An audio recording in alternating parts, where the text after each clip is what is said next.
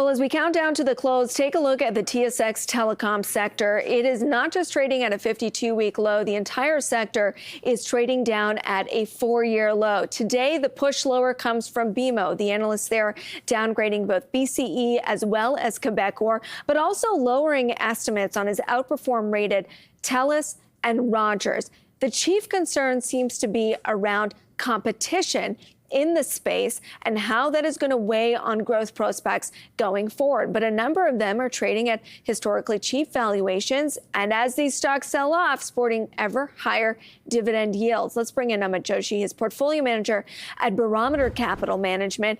Amit, how do you reconcile that, the tensions on the headwinds on a fundamental perspective with some of the attractiveness that might be showing up either on valuations or dividend yield?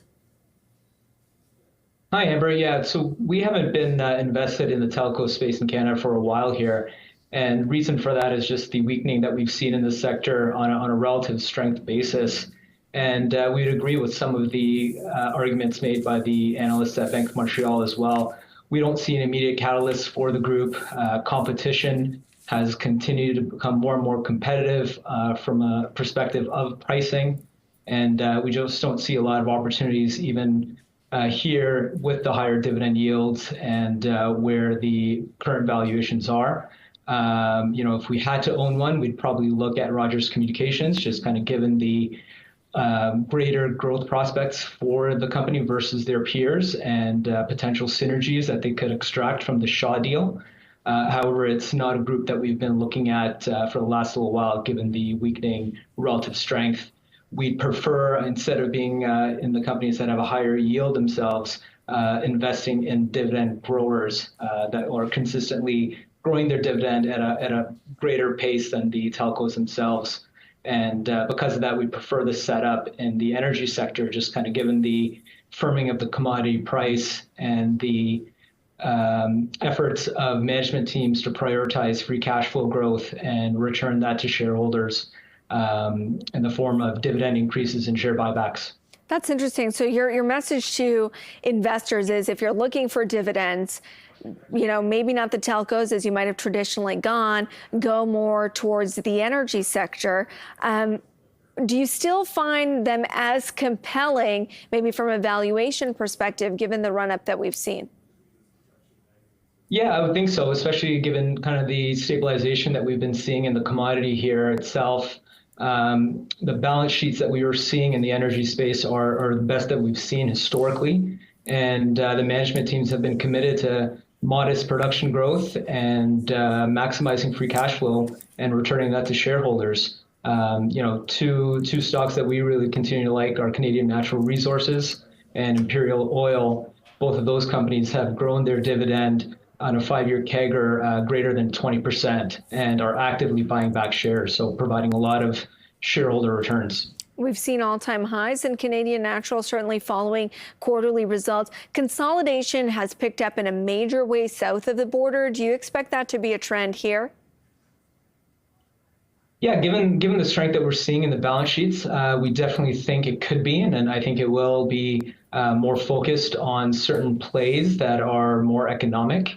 The benefits of investing in a Canadian Natural Resources or Imperial Oil are that they have long life assets with a lot of reserve life remaining and don't necessarily need to do any M&A, but at the right price and for the right opportunities they could.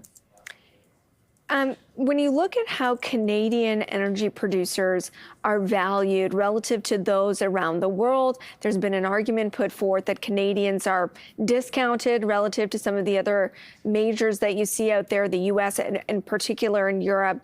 Do you think we're coming at a time where maybe we should start having a conversation? Is that discount warranted, or could it narrow?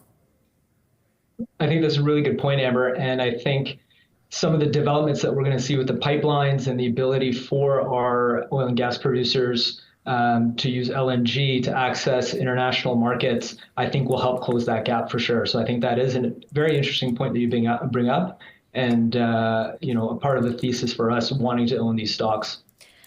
Let's talk about the TSX in general, obviously benefiting from a rise in gold and a rise in energy in the month of March, outperforming the U.S. markets. You can't talk about the TSX without talking about those banks. You know, a bit of a difficult start for the year, but they've started to keep up pace with the TSX. Are you seeing a turning point for some of these stocks, you know, many of which have recovered recently? Yeah, we continue to like the financials, and we do have exposure to the Canadian banks. And, you know, it's kind of been a case of the haves and have-nots. Historically, investors have preferred the Canadian banks that have exposure to the international markets or to the U.S.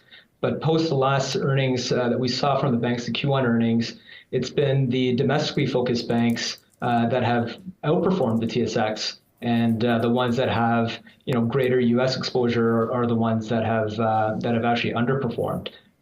So we continue to like the setup here for the Canadian banks in general, and do think that they could outperform. You know, we did sell our position in TD post the quarter. Just thought the quarter itself was weak compared to its peers, and just not enough clarity in terms of the regulatory issues that they're facing in the U.S. and what that could mean for the business going forward. That's interesting. You sold TD. At what point would you look to get back in? Or do you think that trend of, you know, national outperforming and TD underperforming could endure for the rest of the year? I think it could endure for the rest of the year. I think what we're seeing is, you know, the Canadian franchises of all the big six banks have been performing very well.